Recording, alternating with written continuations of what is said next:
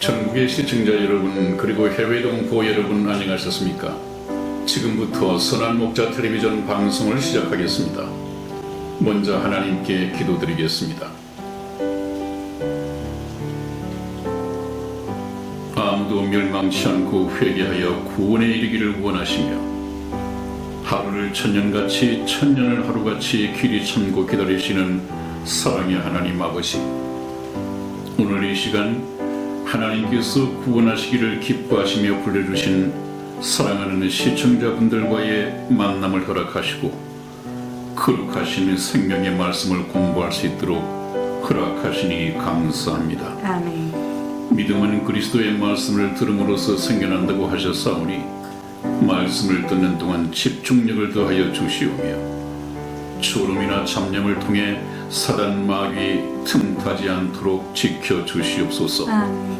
하나님의 말씀은 운동력이 있어 영과 혼과 골수를 찔러 쪼개기까지 한다고 하셨사오니 이번 기회에 죄로 인해 죽어 있는 저와 여러분들의 모든 영혼을 구원하여 주심으로 잠시 잠깐 후에 주님 다시 오시는 날 구원 얻은 성도들이 들림받는 영광스러운 대열에 합류할 수 있도록 은혜를 베풀어 주시옵소서. 아멘. 우리 주 예수님의 이름으로 기도하였습니다. 아멘. 아멘.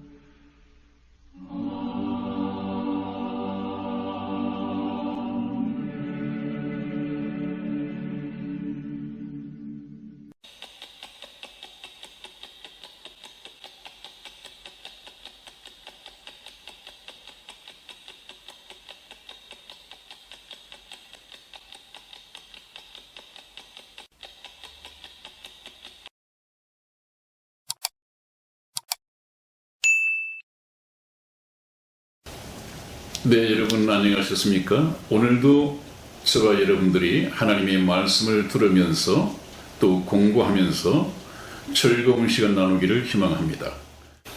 여러분, 이제 모세가 하나님의 명령을 받은 바 사명은 바로 왕 밑에서 노예 생활을 하고 있는 내 백성 이스라엘을 건져내어라, 해방시켜라. 그리하여 내가 예비한 땅 가나안 땅에 들어가서 하나님을 섬기면서 자유롭게 평화롭게 살도록 해야 하는 것이 하나님의 뜻이다. 그러므로 너는 바로에게 가서 내 백성을 놓으라 하는 이 명령을 내리려고 했습니다. 지난번 시간에 첫 번 만남에서 얘기를 했지만 듣지 않고 오히려 혹을 떼려다가 혹을 붙이는 이 장면까지 저와 여러분들이 공부를 했습니다. 그래서 하나님을 알지 못하는 이 바로에게 말로서 하나님께서 자신의 목적을 이룬다고 하는 것이 불가능하다는 것을 알았습니다. 그래서 하나님께서는 이제 물리적인 방법을 통해서 이적을 통해서 인간이 행할 수 없는 이적을 통해서 모세가 지금 원하고 있는 것, 모세가 명령하는 것, 이 모든 것이 하나님의 명령이구나 하는 것을 알게 하기 위하여 지금 첫 번째 재앙을 물리적으로 행사하는 것을 보게 됩니다. 그 첫 번째 재앙이 애굽의 신성시하고 있는 이 나일강을 저주의 바다로 만드는 것입니다. 그래서 신성한 나일강을 피로 물들이는 물고기도 살 수 없는 하수에서 악취가 나는 그런 저주의 바다로 만드는 것입니다. 그래서 모세가 어떤 방법으로 제일 첫 번째 이 나일강을 피로 물들이는 이적을 행하는지 우리가 성경 말씀을 통해서 공부해 보겠습니다. 먼저 출애굽기 7장 19절 말씀을 우리 이승희 집사 읽어드리겠습니다. 여호와께서 또 모세에게 이르시되 아론에게 명하기를 네 지팡이를 잡고 네 팔을 애굽의 물과 하수들과 운하와 못과 모든 호수 위에 펴라 하라. 그것들이 피가 되리니 애굽 온 땅에와 나무 그릇에와 돌 그릇에 모두 피가 있으리라. 아멘. 아멘. 네, 여러분 보십시오. 다시 제가 읽어드리지 않겠습니다. 이것은 해석할 필요가 없기 때문에 좀 시간을 줄여가면서 속도를 내서 천국 행렬차가 달려가야 하겠습니다. 지금 하나님께서 말씀하신 대로 하나님의 말씀에 순종하여 지팡이를 나일강 이 하수에 넣었더니 바로 물이 피로 변하는 그런 사건입니다.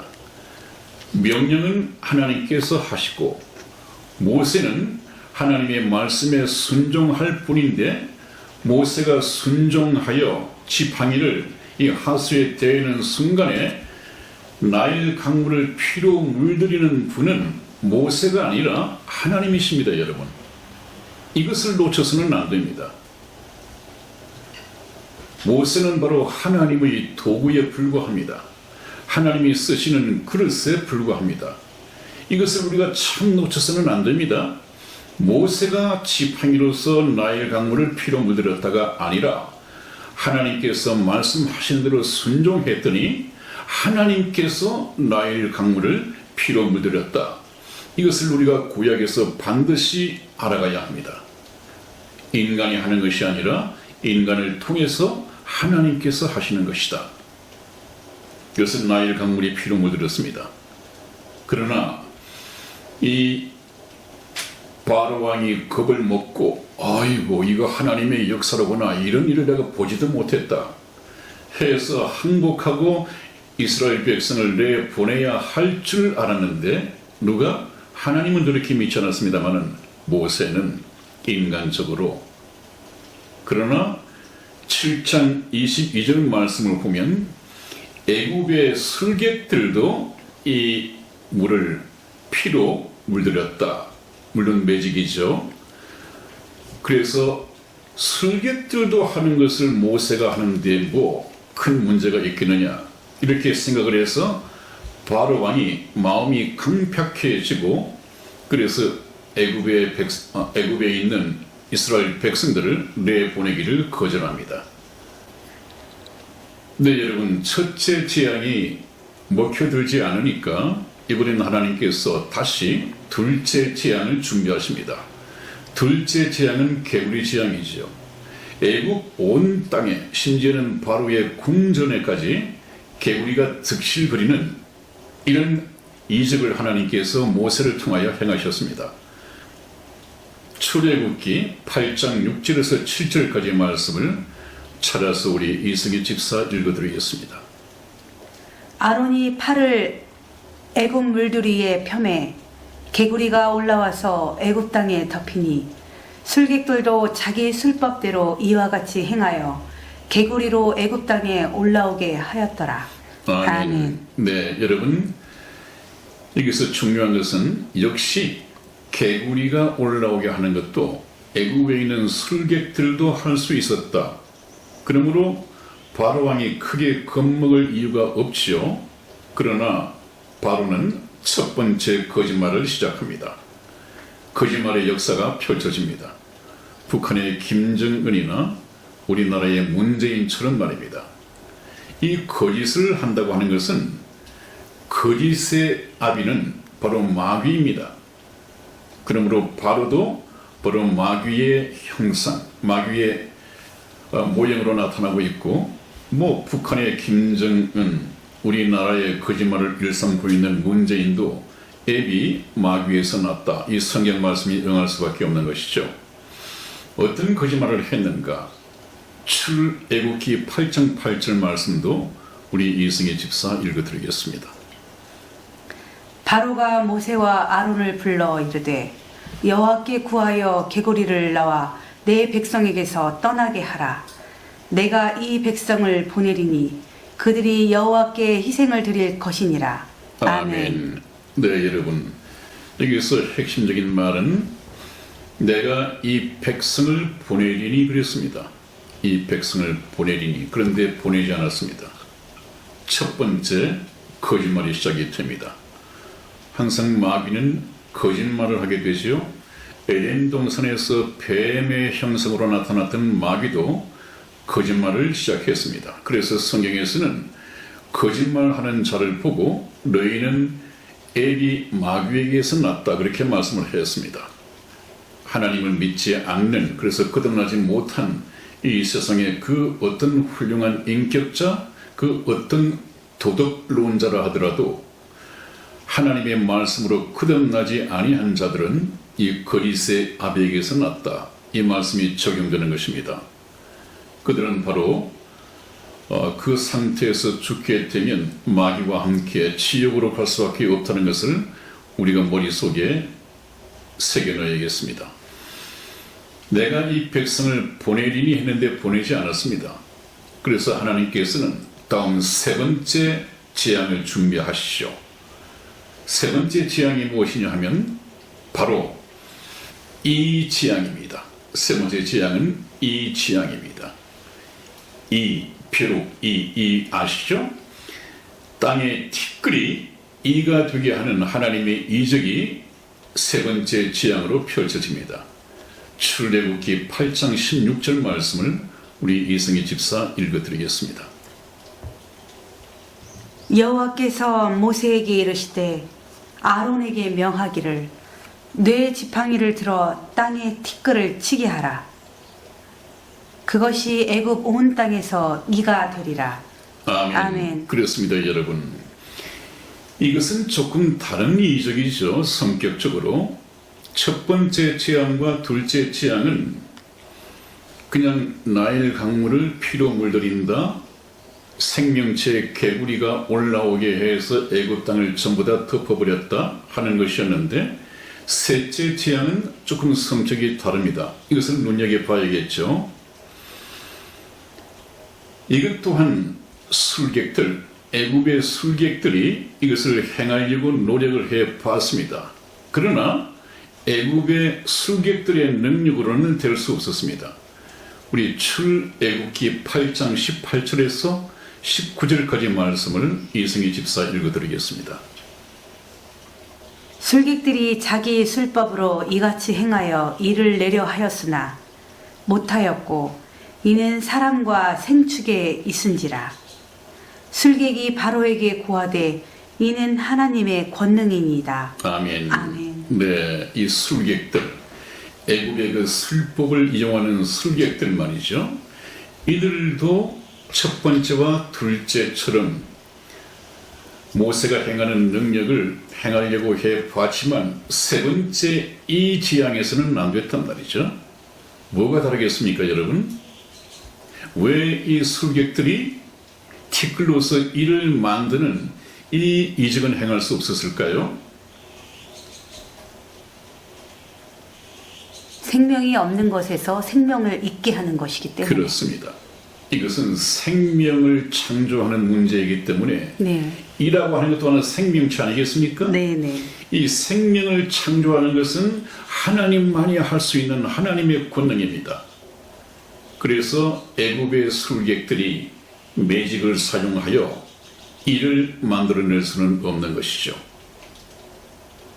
이것을 우리가 주의해서 봐야 됩니다. 그래서 애굽의 술객들이 바로에게 고하되 이것은 하나님의 권능이 있나이다. 그래서 하나님을 하나하나 알아가기 시작합니다. 무엇을 통해서요? 인간이 행할 수 없는 하나님만의 권능, 이 이적을 통해서. 하나님께서 베푸시는 이적은 바로 하나님이 살아 계신다고 하는 것을, 내가 하나님이라고 하는 것을, 이 모세와 아론이 하나님으로부터 파송된 사람이라고 하는 것을 나타내기 위해서 그렇습니다. 그러나 오늘날의 이적을 베풀고 권능을 행하는 것은 사단이 뒤늦게 하나님의 능력을 흉내내는 것이고 그 능력을 통해서 미혹하는 것이죠. 그게 미혹되어서는 안 되겠습니다. 여전히 바로는 이 재앙을 보고도 마음이 강팍해져서 이스라엘 백성을 내보내지 않습니다. 그러면 어떻게 해야 합니까? 하나님께서는 또 네 번째 재앙을 준비하셔야 됩니다. 네 번째 재앙이 무엇이냐 하면 이번에는 파리 재앙입니다. 애굽 온 전역에 그리고 궁중에 신하들의 집에까지 전부 다 파리가 득을 그리는 것입니다. 이것 또한 출애굽기 8장 24절에서 이승희 집사 읽어드리겠습니다. 여호와께서 그와 같이 하시니 무수한 파리떼가 바로의 궁에와 그 신하의 집에와 애굽 전국에 이르니 파리떼로 인하여 땅이 해를 받더라. 아멘. 아멘. 네, 참 감당할 수 없는 재앙이 점점 이 강도를 더해가고 있습니다. 그랬더니 소위 말하는 오늘날의 말로서 시사적인 용어로 바로가 첫 번째로 스몰 D를 모세에게 제안을 하는 것을 보게 됩니다. 그 말이 무슨 말이냐? 출애굽기 8장 25절을 한번 보십시오. 이승희 집사 읽어드리겠습니다. 바로가 모세와 아론을 불러 이르되 너희는 가서 이 땅에서 너희 하나님께 희생을 드리라. 아멘. 아멘. 네, 그렇습니다. 여러분, 제가 지금까지 말씀을 드렸듯이 출애굽이 오늘날 시사적으로 미국의 북한에 대한 이 비핵화 조치와 서로 닮은 점이 많다, 그렇게 말씀을 드렸습니다. 그래서 바로가 오늘 제 첫 번째 소위 말하는 스몰 D를 모세에게 제안하게 됩니다. 그것이 무엇이냐 하면 하나님께서는 목표가 이스라엘 민족을 애굽에서 완전히 빼내는 것입니다. 그래서 하나님께서 예비하신 가나안 땅으로 보내는 것이 하나님의 목표입니다. 궁극적인 목표입니다. 마찬가지로 미국의 트럼프 대통령도 북한 김정은에게 요구하는 것이 스몰 딜이 아닙니다. 연변에 있는 핵시설 이것 없애고 하는 것이 아니라 완전한 비핵화입니다. 그야말로 완전하고 검증 가능하고 다시는 돌이킬 수 없는 불가역적인 비핵화를 요구하고 있습니다. 이것은 하나님이 우리 트럼프 대통령에게 명령한 사명이죠. 이 사명을 트럼프 대통령은 협상을 해서 그것을 조정할 수 있는 권한이 없다고 제가 대학문에서 힘주어 말하고 있습니다. 모세에게도 그렇습니다. 모세도 하나님의 종이 되어서 하나님의 명령을 그대로 100% 수행을 해야 할 책임은 있지만은 중간 지점에서 서로 딜을 할 수 있는 이런 조정 권한은 없다고 말씀을 드렸습니다. 마찬가지입니다. 이것이 왜 그러냐? 하나님께서는 이스라엘 백성을 애굽 땅에서 건져내어 적어도 사흘길쯤 되는 그 광야에 거기에서 하나님께 예배를 드리는 것인데 바로는 뭐라고 합니까? 이 땅에서 너무 멀리 나가지 말고 이 땅에서 너희 하나님께 희생을 드리라. 스몰 딜입니다. 바로가 그렇게 스몰 딜을 요구했지만은 모세는 그런 재량권이 없다고 말씀을 드렸죠. 모세는 거절을 할 수밖에 없습니다. 출애굽기 8장 27절 말씀을 우리 이승희 집사 읽어드리겠습니다. 우리가 사흘길쯤 광야로 들어가서 우리 하나님 여호와께 희생을 드리되 우리에게 명하시는 대로 하려 하나이다. 아멘. 아멘. 그렇습니다, 여러분. 이 말씀은 참 잘 읽어봐야 합니다. 그래야 트럼프 대통령을 통해서 북한을 해방시키고자 하는 하나님의 뜻을 잘 이해를 할 수가 있습니다. 우리가 사흘길쯤 광야로 들어가서 그 얘기입니다. 이 광야는 바로 하나님께서 잠깐 후에 출애굽한 이스라엘 백성이 40년간 생활해야 할 그 광야를 말하고 있는 것입니다.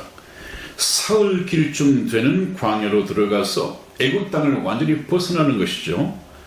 우리 하나님께 희생을 드리되 우리에게 명하신 대로 하려 하나이다. 그렇습니다, 여러분. 모세에게는 재량권이 없죠. 하나님께서 모세와 아론에게 명령하신 그대로 이룰 수밖에 없는 것이 책임이고 사명입니다. 중간 타협은 없습니다. 중간 딜은 있을 수가 없습니다. 그래서 말을 들어먹지 않으니까, 항복하지 않으니까 하나님께서는 이번에는 5번째 재앙을 준비하셔야 됩니다. 5번째 재앙이 무엇이냐 하면 악질 재앙입니다. 악질 재앙. 저 사람과 짐승에게, 생축에게 붙어서 죽게 만드는 굉장히 강도 높은 그런 하나님의 재앙이 5번째 재앙에 펼쳐지는 것을 보게 됩니다. 우리 출애굽기 9장 2절에서 3절까지 말씀을 이승희 집사 읽어드리겠습니다. 내가 만일 그들 내보내기를 거절하고 억지로 잡아두면 여호와의 손이 들에 있는 네 생축 곧 말과 나귀와 약대와 우양에게 더하리니 심한 악질이 있을 것이며. 아멘. 그렇습니다, 여러분. 악질 재앙 점점 강도가 높아지고 있죠. 이제 그래야만이 바로가 마음이 약해지고 항복할 수 있는 확률이 높아지기 때문에 하나님께서는 점점 물리적으로 강도 높은 이 재앙을 펼치고 있습니다. 내가 만일 그를 보내기를 거절하고 억지로 잡아둔다면 이스라엘 백성입니다. 여호와의 손이 들에 있는 내 생축, 다시 말하면 말과 나귀와 약대와 우양에게 더하리니 심한 악질이 있을 것이며, 그래서 생축이 죽음을 면할 수 없을 것이다. 여기서 저는 시간 관계상 줄입니다마는 하나님께서는 생축을 죽이되 이스라엘에 소유된 이 생축과 애굽에 소유되어 있는 이 생축을 완전히 구별하십니다. 하나님께서는 그러실 수 있는 분이죠. 그래서 이스라엘 것은 아무런 해가 없도록 악질 재앙 가운데에서 악질이 미치지 못하도록 하나님께서 구별하셨고, 애굽에 있는 것만 악질로서 죽이게 되는 것입니다. 이것이 하나님의 능력입니다. 하나님께서는 하나님의 성도와 이 세상에 속한, 마귀에게 속한 세상의 불신자들과 완전히 구별을 하고 계십니다. 그래서 5번째 재앙이 주어졌음에도 불구하고 여전히 이 바로가 마음이 강팍하여서 말을 듣지 않습니다. 그래서 하나님께서는 6번째 재앙, 이것을 준비하십니다. 6번째 재앙은 독종 지약입니다. 독종 지약은 어떤 것인지 출애굽기 9장 8절에서 9절까지 말씀을 우리 이승희 집사 읽어드리겠습니다. 여호와께서 모세와 아론에게 이르시되 너희는 풀무에 죄 두 움큼을 가지고 모세가 바로의 목전에서 하늘을 향하여 날리라. 그 죄가 애굽 온 땅에 티끌이 되어 애굽 온 땅의 사람과 짐승에게 붙어서 독종이 되리라. 아멘. 아멘. 네, 그렇습니다. 이런 사람에게까지 독종 재앙이 펼쳐졌음에도 불구하고 하나님께서는 바로의 마음을 계속해서 강팍하게 붙잡으심으로 항복을 하지 못하도록, 그래서 하나님께서는 이 바로 왕을 이미 죽이기로 결정을 하셨습니다. 항복하지 못하게 하나님의 마음을 강팍하게 붙잡고 계신다고 여러 번 말씀을 하고 계십니다. 네, 여러분, 오늘 여기까지 시간을 끝내도록 하겠습니다. 좀 속도를 내야겠습니다만은 중요한 부분이라 우리가 반드시 짚고 넘어가야 할 부분이기 때문에 시간을 좀 보내고 있습니다. 다음 시간에 뵙겠습니다. 건강하십시오, 여러분. 안녕히 계십시오. 안녕히 계세요.